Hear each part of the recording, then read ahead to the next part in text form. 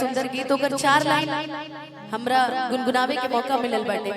और अच्छा गीत के सपोर्ट करे में कोई हर्ज ना और सब संगीत कलाकार अपन परिवार है इसे बड़ा सुंदर वो गीत गइले बाटे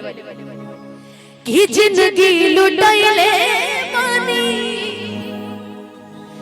तहरे ऊपरिया गलती हो जाए तो प्रिया जी माफ कर दिए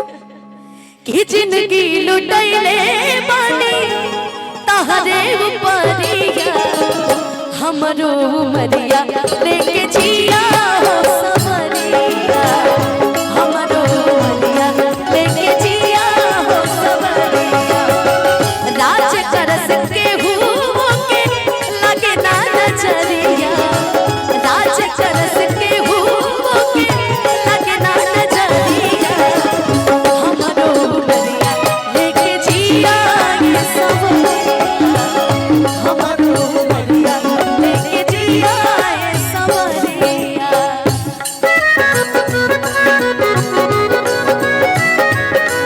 नजर से बाहर होके मारे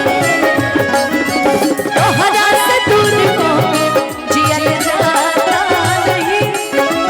तोहरा से दूर होके जिया जाता नहीं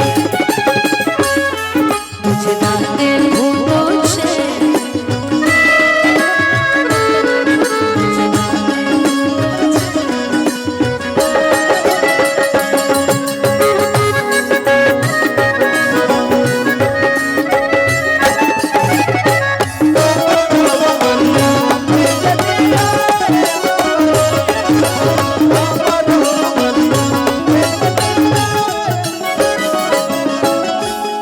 कहे के बाद अब धुन तो हमरा के उतना याद नहीं कि बाकी कह सकता नहीं तोहरा के पाके तर गइल बानी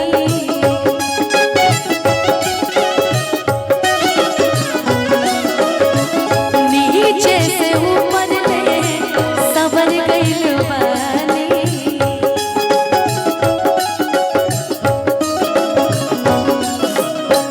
तोहरा के पाके हम तर गइल बानी नीचे से ऊपर ले सवर गइल बानी तू ही अब बड़ा हमरा जिए के जरिया तू ही अब बड़ा हमरा जिए के जरिया हमरो उमरिया लेके जिया ये समरिया हमरो उमरिया लेके जिया ये समरिया हमरो उमरिया लेके जिया ये समरिया हमरो उमरिया लेके जिया ये समरिया कि हमरो उमरिया लेके जिया ये सावरिया ऐसन ऐसन गीत गावे में भी बड़ा सुंदर लगेला सुनावे में भी सुंदर लगेला तो इसे हम चाहते हैं कि एगो गीत ओकरा बाद पुरानी प्रखंड के ललन दीवाना पुराने पुराने पुराने कुरहानी मेरा कान बज रहा है आज कुरहानी प्रखंड के ललन दीवाना जी की तरफ से बहुत बहुत आशीर्वाद पुरस्कार गुजारल बा आँख के साथ साथ कानों के इलाज कराए के पड़े कुरहानी प्रखंड ललन दीवाना जी बहुत बहुत धन्यवाद और एक दो गीत के बाद हम चाह विकास भैया अगला कलाकार